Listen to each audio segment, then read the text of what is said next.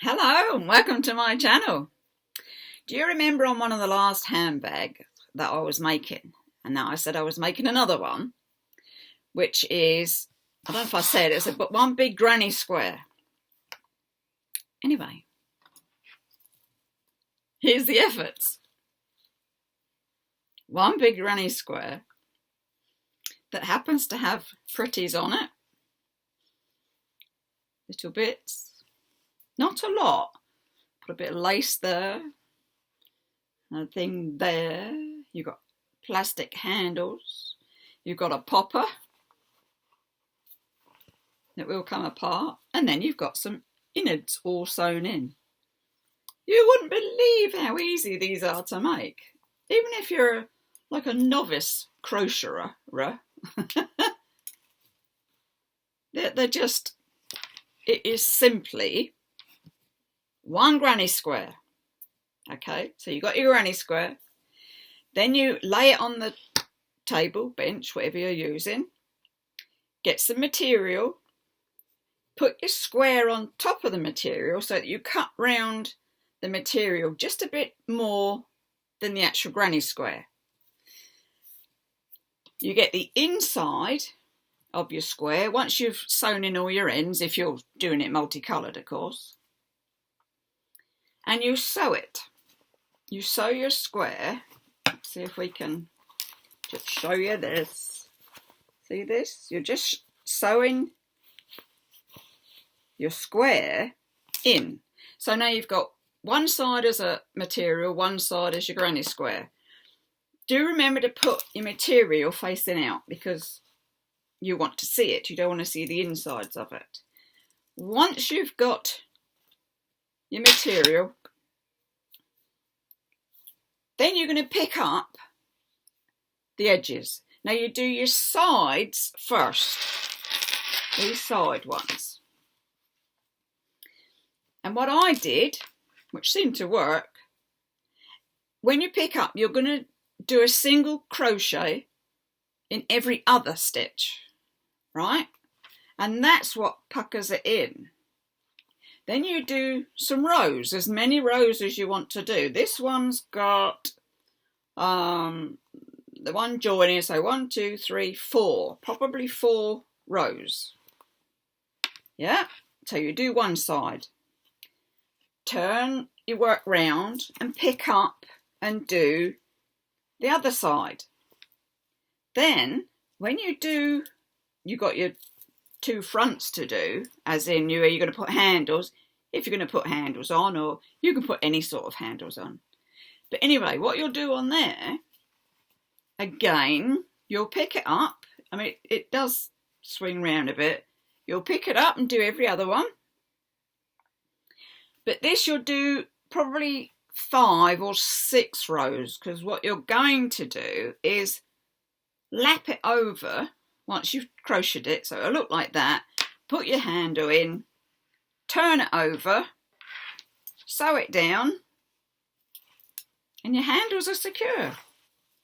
You can have a popper, should you want one, or any other way that you might want to fasten it. Now, I saw this one, and I thought, oh, I love it, I love it. I'm going to use it in my everyday life. The trouble is, I didn't quite do it big enough, because once I tried getting all my bits in it, I couldn't get the popper done up. And so it was all gapey, and I thought, oh, must make it bigger, Linny. But anyway, he's a cute one. It's very pretty. If you're not taking a lot out, you'd be fine with it. It was just that I tended to have quite a bit in my bag. So that was the granny square one with all the different colours. Then, do you remember on one of my videos, the box of different wools? And I said, what was I going to do with it? Well, of course, in my mind, excuse me, in my mind, it was going to be a bag. Well, I have the bag to show you, and that is all that's left. I used the rest of it. That's just odds and ends. There was 1, 2 of her actual balls of wool left. but the rest of it has been used. Now, these will go in my odds and ends jar for when I do something else. So they will be used. It'll all be put to good use. And that was my box from Chivy on Etsy. £16, I say, £17. Well worth it. So that's the box. And what came out of it, actually, once I'd finished, actually today, but once I'd finished, in my mind, my tiny mind, it's actually brilliant for autistic ladies, for ladies with anxiety, for dementia and, you know, the Asperger's and that sort of thing, because it's very touchy-feely, it's very fiddly. There are fiddly bits on there. Now, if I get anxious, I like to fiddle with something. Otherwise, I'd crack all my skin off my fingers with it. Anyway, this is what came out of that wool box. Clearly it's back and front. Clearly it's still a granny square, but it's not done in the granny stitch. What you do with this one, which I've not done before after all my crochet, if I do a granny square, I'll do a granny square. But this one, here he is, you start off, so you're going to put you have your magic circle to start. You put 2 DCs, 1 chain, 2 DCs. Do that 4 times to get your corners. And then when you start on your next row, instead of doing it in the 3 stitch clusters, you just do single DCs in all the middles, the middle bits of it. And on the corners, you've got 2, chain 1, 2 on your 4 corners. And that was how that one grew. Again, it's a case of put your material down, put your square, because it's still a square. Put your square on, cut it round, just a little bit extras. Sew the material to the square. Then you pick up and do your edging. Now, that wool, own up, was not in the box, but I just fancied some soft around the edges. But again, it's single crochet, miss 1, single crochet all the way around, or on your 2 sides again. And these have got about 4 rows, but of course it's a bigger wool, so that's why it looks more.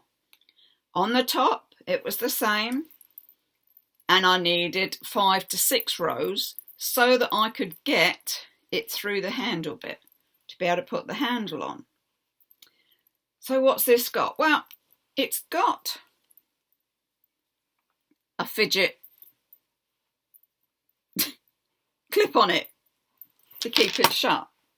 It's got a new popper, magnet thing that doesn't want to come open yet. So there's your magnet there and your magnet there, and then it just clips over. So that'll come down, which is not a problem. And he's huge inside. He's got one piece of lovely material inside. I did catch the bottom on this one to the material, because I found that, because it was all different sorts of wools and stuff, it was going to sag away from the material. So I just invisible stitching, more or less. Because I said it was a wonderful one for, be it if you're autistic or you have anxiety, so it's got clusters on there. It's got like a chain on there to fiddle with. It's got charms on there to look at and touch. It's all about being touchy-feely stuff. As I say, that's why I wanted the white. What we got on the back? Well, we got a couple of clusters, as I said, which are just bits of material, couple of beads. There's a dangly bead one, another touchy one. Yeah? I'll bring these closer for you. So that's that side. That's that side. See, there's charms. I like these charms. Well, that's the chain. That's the charms.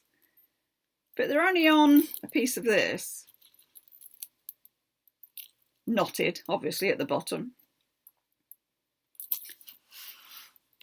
But that one, even done up, when we do him over there, put his clip on. Now he's big enough to take all of my stuff. Whether I want to bring this side up, I don't know there. It might just be a bit too open. I'm not sure. I mean, it suits the bag. I suppose you'd have to use it to see whether you wanted to bring it up or not on that bit. But again, you know, it's only the material's just sewn on to the square. Lots of different wools on there and yarns. But very much a tactile bag. I do like tactile. I'm terrible. Did you do it? I go around IKEA and they've got like fluffy blankets or they've got fluffy carpets. And my hand just automatically has to go out and touch them. Terrible. Let me go through the children's toy bits and all the fluffy toys. Well, I'm in there and I'm cuddling. And hubby's saying, put it down. There you go. Got a bit of lace. Just put a lace around the edges. My like is just throwing this out, isn't it? But, all in all, good fun to do. A good resource, having that box from Etsy. That was good. I think it was pretty cool. As I say, if you feel a bit stressed or... I mean, the sheer making of it was very calming because you're just putting all the different materials and all the different textures on it. That was calming. Then I chose my handles. I thought I like those. They're quite loud. We'll have those. Yeah. And I chose my material that I wanted inside. I didn't put a pocket on this one. The little one, the smaller one, with the magnet, has actually got an extra pocket in there. But in hindsight, wonderful thing, it should be up higher because it's a bit low to the bottom. But I mean, you know, they're good sized bags as long as you don't have an awful lot like I do.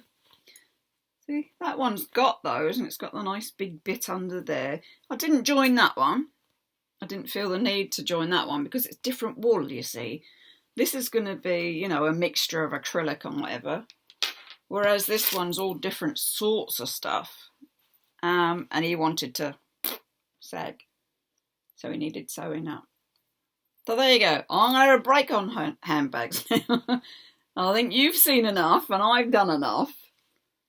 So I'm going to get up to something else now. But that's the finished one of the last handbag, she says, for now. And on that note, I shall say, do give us a thumbs up, do subscribe. There's always something new coming. You stay safe, you take care, and it's bye-bye for now.